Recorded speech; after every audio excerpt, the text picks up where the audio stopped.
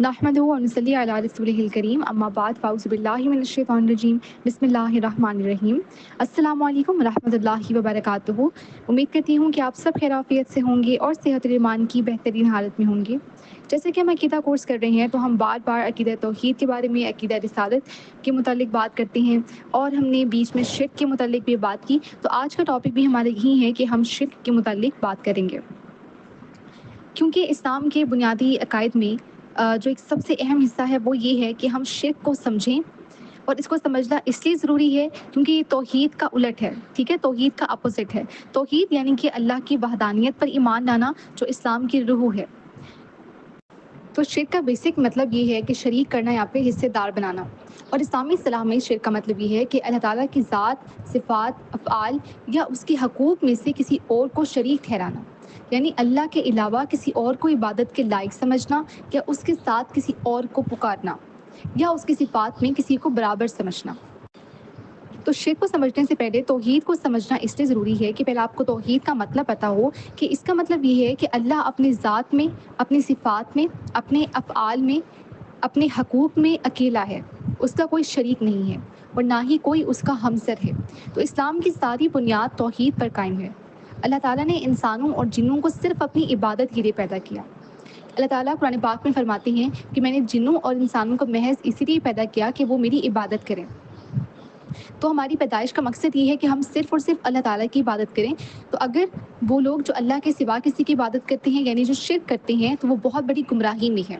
شرک کی بیسک طور پہ ہم ٹائپس دیکھتے ہیں کہ کتنی اس کی اقسام ہوتی ہیں۔ سب سے پہلی ٹائپ ہم دیکھیں گے شرک فی الذات۔ اس کا مطلب ہے کہ اللہ کی ذات میں کسی کو شریک ٹھہرانا، یعنی کسی کو اللہ تعالیٰ کا بیٹا یا بیٹی قرار دے دینا، نعوذ باللہ۔ جیسے کہ عیسائی جو تھے وہ حضرت عیسیٰ علیہ السلام کو، اور مشرکین جو ہیں وہ مشرکین عرب، وہ فرشتوں کو اللہ کی بیٹیاں کہتے تھے، ٹھیک ہے۔ تو یہ بیسکلی وہ کیا کرتے تھے، وہ شرک کرتے تھے۔ اسی طرح سے ہی کچھ ایسے عقائد رکھنے والے تھے جنہوں نے بعد میں اپنے بت بنا لیے، دیوتا بنا لیے، اور کسی نے سورج کو، چاند کو، الگ الگ انہوں نے کاموں کے لیے الگ الگ اپنے دیوتا بنائے ہوئے تھے۔ تو انہوں نے بیسکلی کسی مخلوق کو، کسی چیز کو اللہ کے برابر جو ہے وہ سمجھا ہوا تھا۔ تو یہ شرک فی الذات ہے۔ اس کے بعد ہے شرک فی صفات، یعنی کہ ایٹریبیوٹس میں شرک۔ اس کا مطلب ہے کہ اللہ کی صفات میں شرک۔ اس کا مطلب یہ ہے کہ کسی اور کو شریک ٹھہرانا، ٹھیک ہے، کسی اور کے اندر وہ صفات ڈال دینا جو اللہ کی صرف صفت ہے۔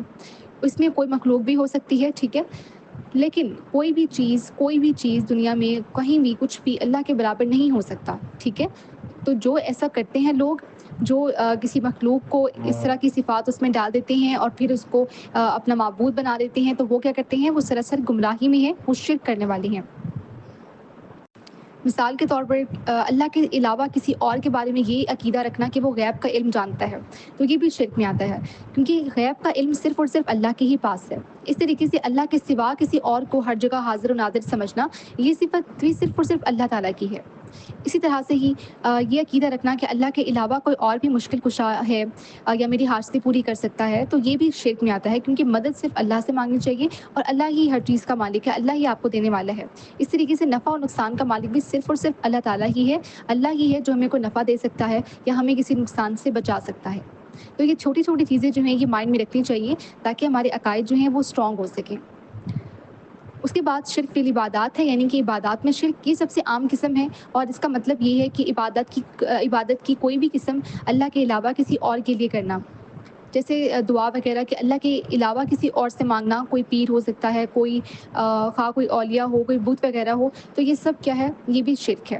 اس طرح اللہ کے علاوہ کسی کو سجدہ کرنا، اللہ کے علاوہ کسی کے نام پر جانور ذبح کرنا، یا پھر نیاز وغیرہ بانٹنا، تو یہ سب چیزیں کیا ہوتی ہیں، اللہ کے علاوہ کسی چیز کے نام پر، کسی مخلوق کے نام پر یہ سب کرنا جو ہے وہ کیا ہوتا ہے، یہ شرک میں آتا ہے، اور شرک بہت بڑا گناہ ہے۔ اس کے متعلق اللہ تعالیٰ فرماتے ہیں کہ یقیناً اللہ اس گناہ کو نہیں بخشتا کہ اس کے ساتھ شریک ٹھہرایا جائے، اور اس کے علاوہ چھوٹے گناہوں کو جس کے لیے چاہے بخش دیتا ہے، کیونکہ کچھ جو شرک ہیں وہ شرک اکبر ہے، اور کچھ شرک اصغر ہیں۔ تو شرک اکبر ہے، اس میں آتا ہے بت پرستی، یا کسی کو اللہ کا بیٹا کہنا، یا اللہ کے سوا کسی کو سجدہ کرنا، اللہ کے سوا کسی سے مانگنا۔ اور شرک اصغر کیا ہے، یہ چھوٹی چھوٹی چیزیں ہیں جو ہمیں خود بھی پتہ نہیں ہوتی۔ مثال کے طور کے اوپر یہ انسان کو ویسے دائرہ اسلام سے خارج نہیں کرتی، لیکن یہ بھی گناہ ہے۔ اور یہ توحید میں کمی لاتا ہے، اس میں ریاکاری ہے۔